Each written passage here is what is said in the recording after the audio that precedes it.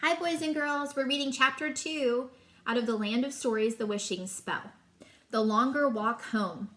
I'm so excited about this lesson, Alex told Connor as they walked home from school. This was something Connor was used to hearing his sister declare, and it was usually his cue to stop listening. Mrs. Peters made a very good point, Alex continued excitedly, speaking a mile a minute. Think about everything children miss out on when they're deprived of fairy tales. Oh, how terrible for them. Don't you just feel awful for them? Connor, are you listening to me? Yep, Connor lied. His attention was focused on an abandoned snail shell that he was kicking along the sidewalk. Can you imagine a childhood without knowing all of those characters and places? Alex continued. We're so fortunate that Dad and Grandma made such a point of reading them to us when we were little. Very lucky, Connor nodded, although he wasn't exactly sure what he was agreeing with. Every day after school, the Bailey twins would walk home together. They lived in a charming neighborhood that was surrounded by more charming neighborhoods that were surrounded by another series of charming neighborhoods. It was a sea of suburbia where each house was similar to the next, but uniquely different at the same time. To pass the time as they walked, Alex would tell her brother everything on her mind, all her current thoughts and concerns, a summary of everything that she had learned that day, and what she planned to do as soon as she got home. As much as this daily routine annoyed Connor, he knew that he was the only person in the world Alex had to talk to, so he tried his best to listen. But listening had never been Connor's forte. How am I ever going to decide which story to write about? It's so difficult to choose, Alex said, clapping her hands with excitement. Which one are you going to write your paper on? Connor said, whipping his head up from the ground. He had to mentally rewind the conversation to remember what the question was. The boy that cried wolf, he said, choosing the first fairy tale that came to mind. You can't choose that one, Alex said, shaking her head. That's the most obvious one. You have to select something more challenging to impress Mrs. Peters. You should pick something with a message hidden deeper inside, one that isn't so on the surface. Connor sighed. It was always easier to just go along with Alex instead of arguing with her, but sometimes it was unavoidable. Fine, I'll pick Sleeping Beauty, he decided. Interesting selection, Alex said, intrigued. What do you suppose the moral of that story is?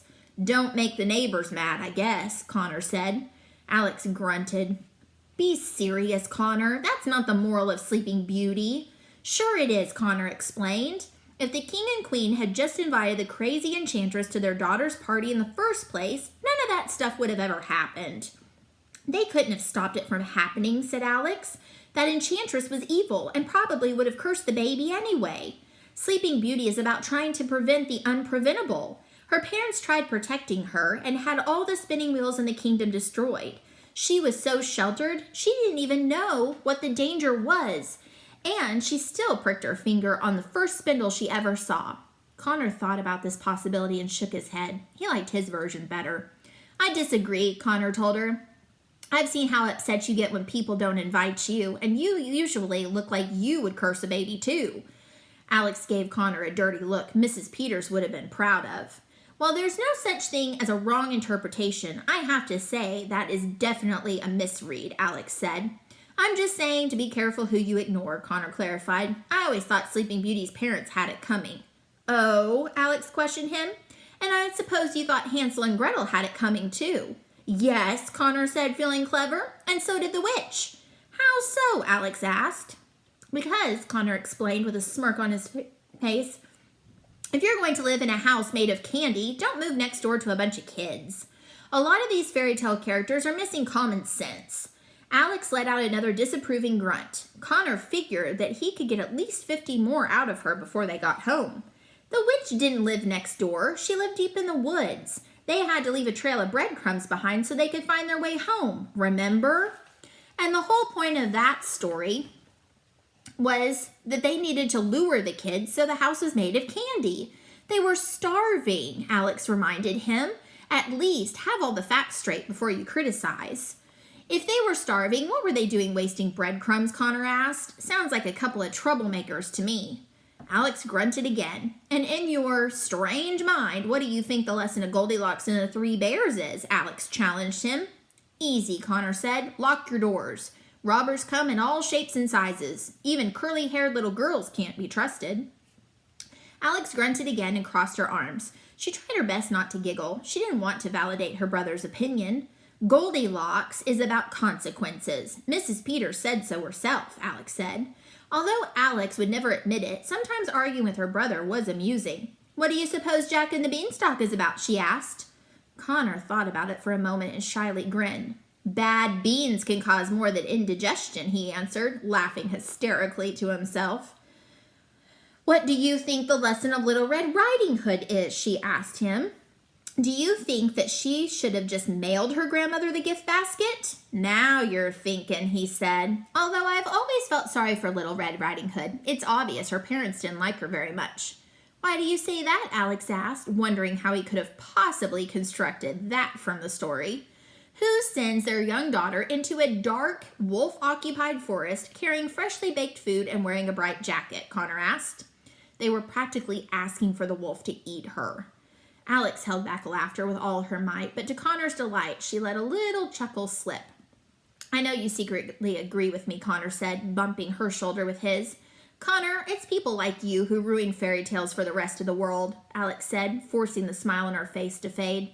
People make jokes about them, and suddenly the whole message is lost. Alex suddenly stopped walking. All the color in her face slowly drained away. Something across the street had caught her eye, something very disappointing. What's the matter? Connor asked, turning back to her. Alex was staring at a large house. It was a lovely home, painted blue with white trim, and had several windows. The front yard was landscaped to perfection, and it had just the right amount of grass, patches of colorful flowers, and a large oak tree ideal for climbing. If a house could smile, this house would be grinning from ear to ear. Look, Alex said, and pointed to the for sale sign next to the oak tree. A bright red stripe with the word sold had recently been added to it. It's sold, Alex said, slowly shaking her head from side to side in disbelief. It's sold, she repeated, not wanting it to be true. The little color in Connor's face drained too. The twins stared at the house for a moment in silence, each not knowing what to say to the other. We both knew that it would happen eventually, Connor said. Then why do I feel so surprised? Alex said softly. I guess it had been for sale for a long time. I figured it was just, waiting for us. Connor saw tears begin to form in his sister's eyes through the tears forming in his own. Come on, Alex, Connor said, and kept walking. Let's go home. She looked at the house for a second more and then followed him. This house was only one thing the Bailey family had recently lost. A year ago, just a few days before their 11th birthday, Alex and Connor's father died in a car accident on his way home from work. Mr. Bailey had owned a bookstore a few streets away named Bailey's Books, but all it had taken was a few small streets for a big accident to happen. The twins and their mother had been anxiously waiting for him at the dinner table when they got the phone call telling them that their father wouldn't be joining them that night or any night after that.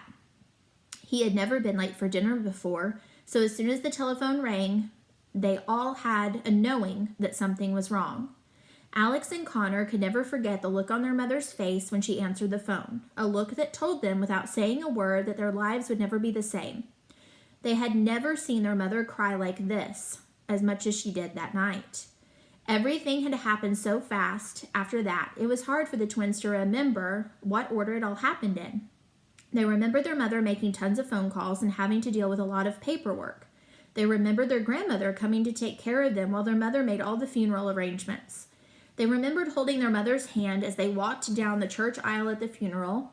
They remembered the white flowers and candles and all of the sad expressions on everyone's faces as they passed. They remembered all the food people sent, and they remembered how sorry people told them they were. They didn't remember their 11th birthday because no one did. The twins remembered how strong Grandma and Mom had stayed for them in the following months, and they remembered their mother explaining to them why they had to sell the bookstore.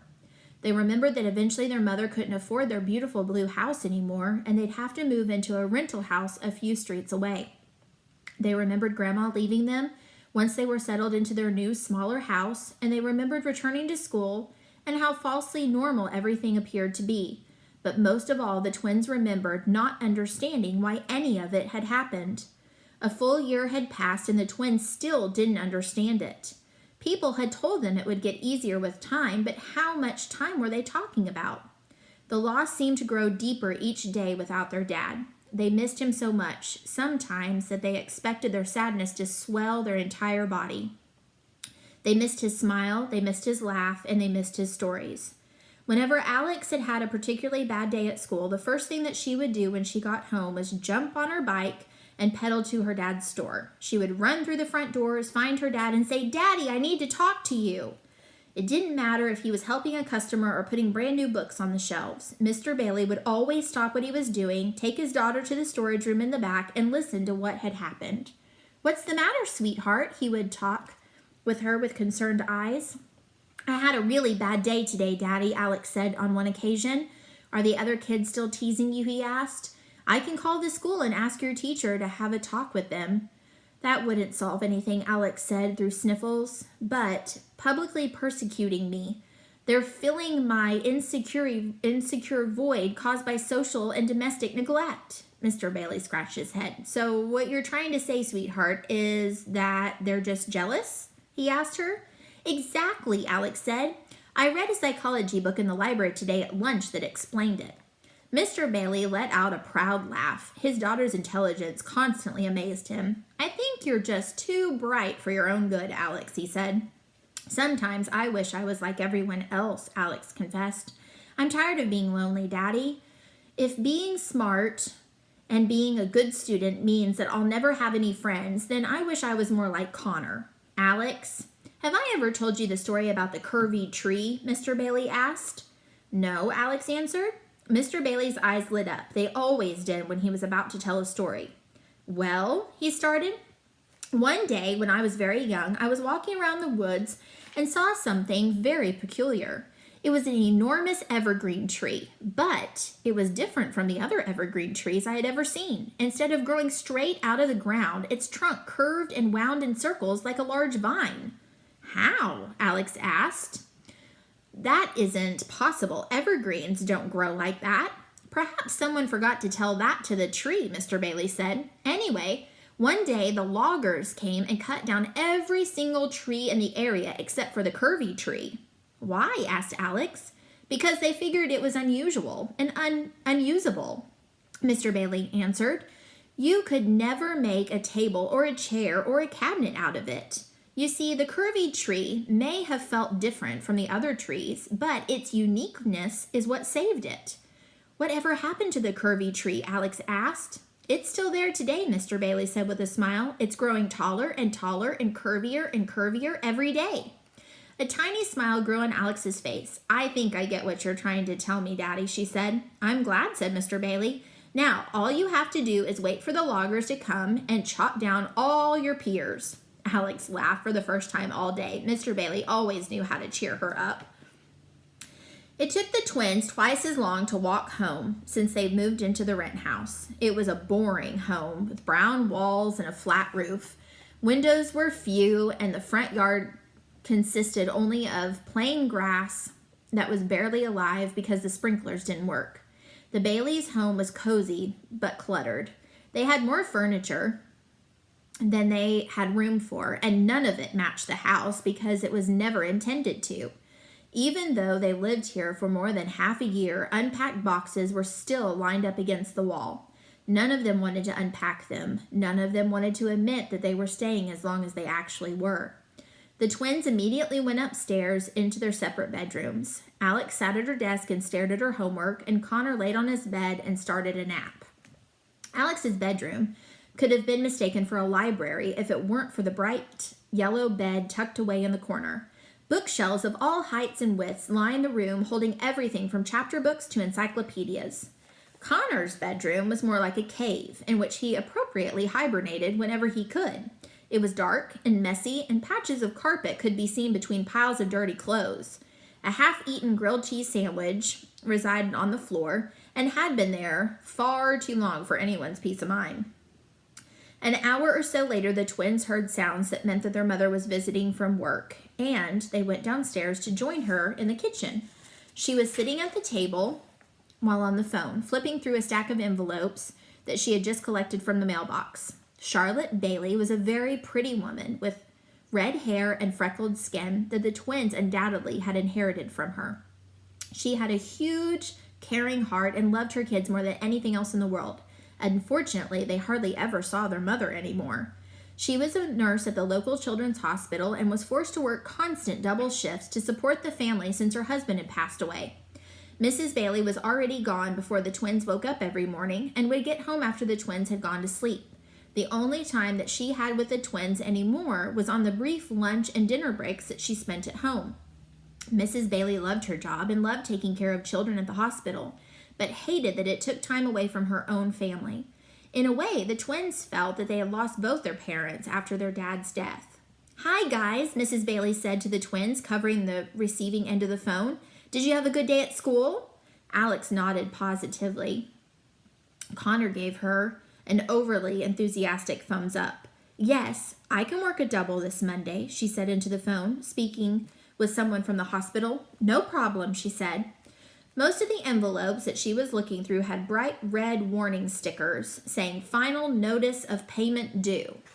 Even working the hours that she worked, Mrs. Bailey had to get creative with the money sometimes. She put the envelopes face down on the table, hiding them from the twins. "Thank you," Mrs. Bailey said into the phone and clicked it off. She turned to her children. "How are you guys?" "Good," they both said passively. Mrs. Bailey's mom tuition turned on, and she knew something was troubling them. "What's the matter?" she asked, studying their faces. "You seem a little down." Alex and Connor looked at each other, unsure of what to say. Did their mother know about their old house? Should they tell her? "Come on," their mother said. "What is it? You can tell me anything." "We aren't upset," Connor said. "We knew it was going to happen eventually." "What?" Mrs. Bailey asked. "The house sold," Alex said. "We saw it today on our way home from school."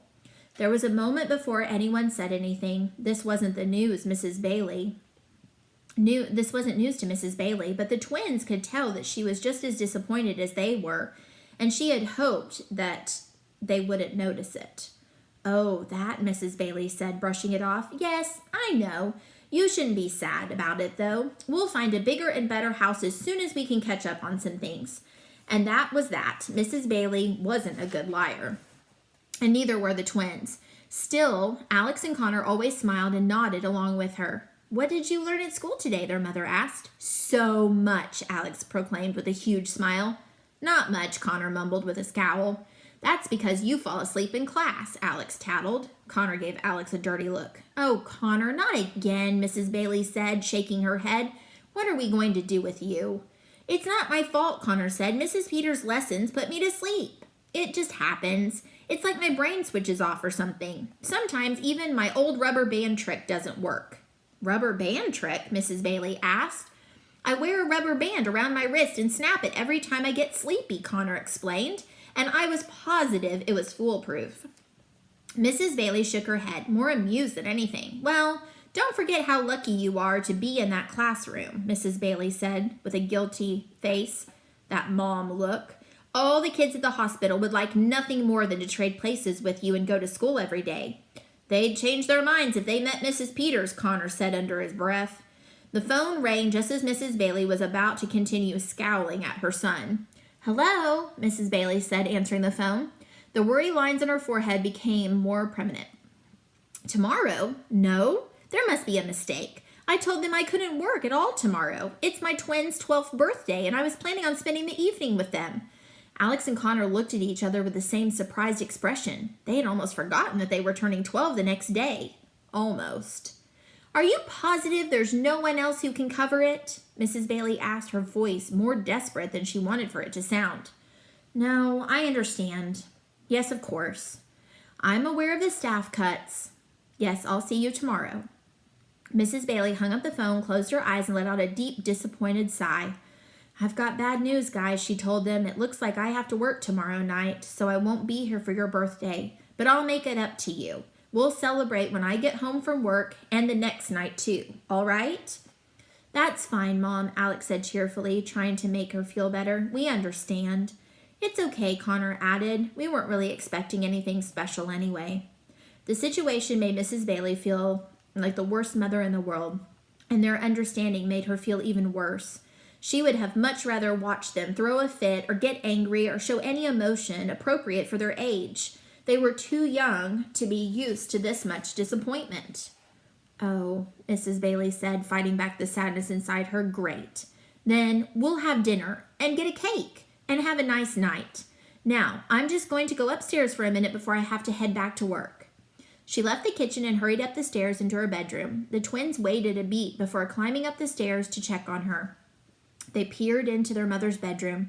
She was sitting on the bed crying, with rolled up balls of tissue in both hands, talking to a framed photo of their father. Oh, John, Mrs. Bailey said, I try and stay strong and keep our family going, but it's really hard to do without you. They're such good kids. They don't deserve this. She quickly dried her eyes once she felt the twins watching her. Alex and Connor slowly walked into the room and sat on either side of their mom. I'm so sorry for everything, Mrs. Bailey said to them. It just isn't fair that you've had to go through all of this at such a young age. It's going to be okay, Mom, Alex said. We don't need anything special for our birthday. Birthdays are overrated anyway, Connor added. We know things are tight right now. Mrs. Bailey put her arms around them. When did you two become so grown up? She asked them with watery eyes. I'm the luckiest mom in the world. All their eyes fell on the photo of Mr. Bailey. You know what your dad would say if he were here? Mrs. Bailey asked the twins.